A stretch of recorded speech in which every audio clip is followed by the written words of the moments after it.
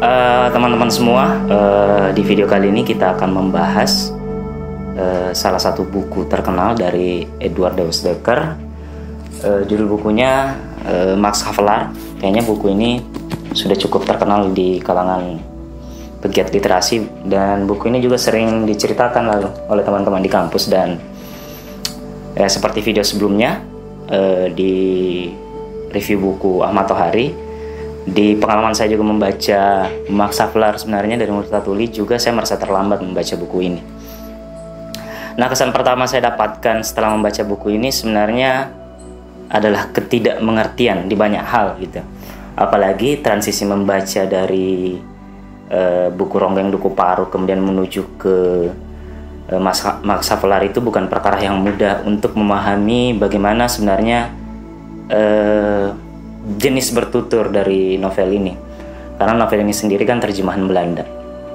Nah, menurut saya secara pribadi membaca Max Havelaar itu membutuhkan pengetahuan sebelumnya soal Hindia Belanda gitu, karena buku ini sendiri kan testimoninya, kalau di sampul yang saya beli sekarang itu bukunya dibuka dengan pendapat Pramudia Anantatur bahwa buku ini tulisannya sebenarnya adalah, menurut Pramudia Anantatur dalam testimoninya, adalah kisah yang membunuh kolonialisme gitu ya. Jadi dia nyatakan untuk bukunya, dan di dalam satu sesi wawancaranya itu, kalau tidak salah itu di Metro TV siarannya itu beberapa tahun yang lalu, dia mengatakan bahwa orang yang tidak mengenal Multatuli adalah orang yang tidak mengenal humanity gitu, atau tidak mengenal kemanusiaan.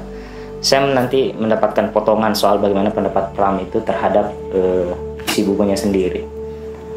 Nah, pengalaman saya membaca buku ini, saya kembali lagi tadi, lebih banyak ketidakmengertian itu, apalagi ketika membaca latar belakangnya. Buku ini memberikan suasana bahwa akan mengulik sebenarnya seperti apa sistem tanam paksa yang terjadi di Indonesia pada abad ke-18.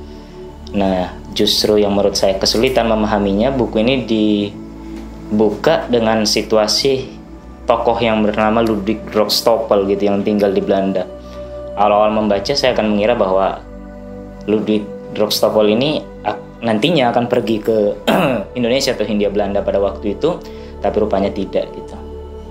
Nah, di situasinya juga Ludwig Droogstapel sempat mengatakan tentang situasi filsafat Belanda sendiri yang sedang pada proses absurditas gitu. Nah, menurut saya itu perlu pengetahuan lebih lagi. Nah, buku ini menurut saya tidak memberikan penjelasan soal absurditas filsafat Belanda di dataran itu. Nah, sisi lain yang menarik dari penelitian Droogstapel ini adalah dia sangat realistis. Nah, kemudian secara eksplisit kayaknya dijelaskan dia sangat anti terhadap sastra gitu. Dia orang yang sangat konkret. Di beberapa kisah dia menolak sebuah makna dari pementasan teater yang memperlihatkan bagaimana seorang orang kaya jatuh ke laut, kemudian ditolong oleh orang, kemudian dia memberikan kekayaannya setengah daripada itu, dan dia memikirkan bahwa tidak akan mungkin terjadi hal itu di dunia nyata. Bahkan ada satu puisi yang dibacakan dan dia heran kenapa seorang ibu memeras roti, kenapa seorang remaja sampai menangis mendengar puisi itu, sementara dia tidak mengerti gitu. Nah, akhirnya pengalaman membaca saya berlanjut, dan saya belum menemukan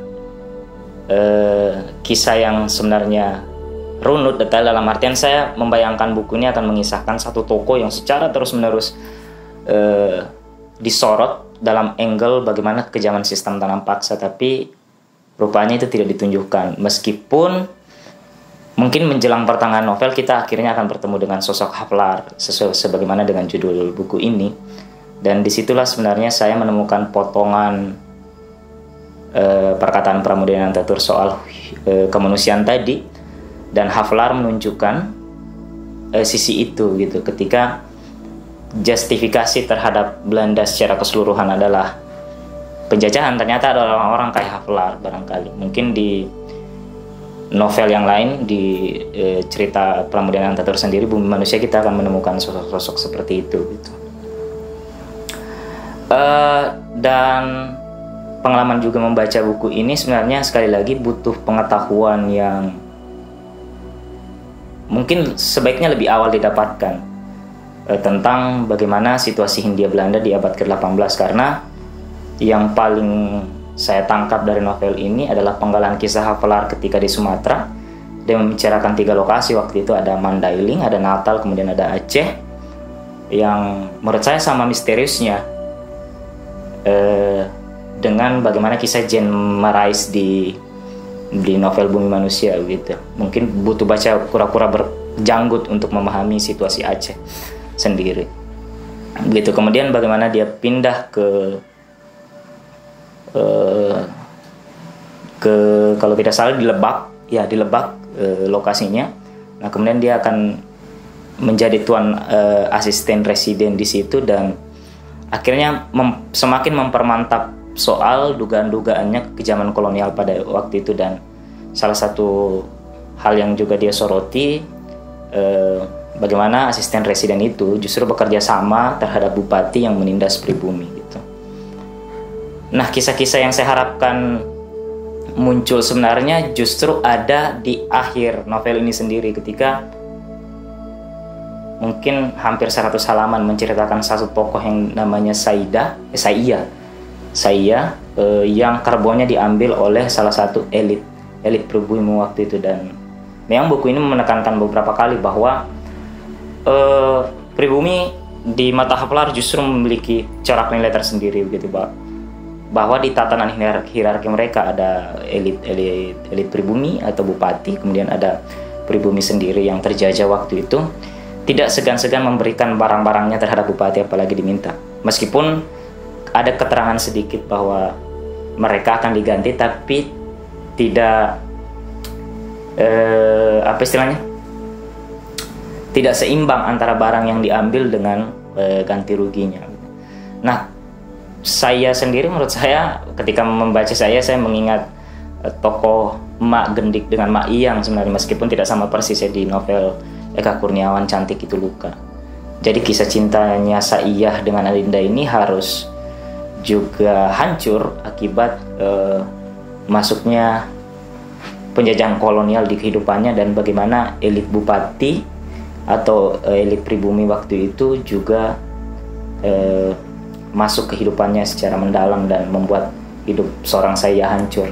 Saya berharap, sebenarnya saya membayangkan ketika pertama kali membuka novel ini, sosok Saiyah akan dibahas lebih panjang, tapi ternyata muncul di terakhir. Dan di di pertengahan novel sebenarnya lebih ditampilkan bagaimana sisi Havelar, sisi kemanusiaan Havelar sendiri. Saya mengerti kalau novelnya akan membahas sisi kemanusiaan Havelar, tapi ketika masuk dalam satire-satirenya saya sulit untuk menangkap sebenarnya bagaimana, salah satu contoh namanya bagaimana Havelar itu mengatakan sangat mencintai kesejatian perempuan di Arles, dan kayaknya kita butuh Google lagi untuk mencari bagaimana Arles sendiri itu terhadap keperempuanannya. Kemudian tiba-tiba istrinya bersin di sampingnya gitu. Nah, banyak sekali cerita-cerita satir penuh makna yang ditawarkan Havelar ketika dia duduk bersama 2 tokoh lainnya, yaitu Duclari dengan Februck waktu itu. Nah, hanya itu yang bisa saya bahas di pembahasan kali ini di review novel Max Havelaar gitu. Terima kasih.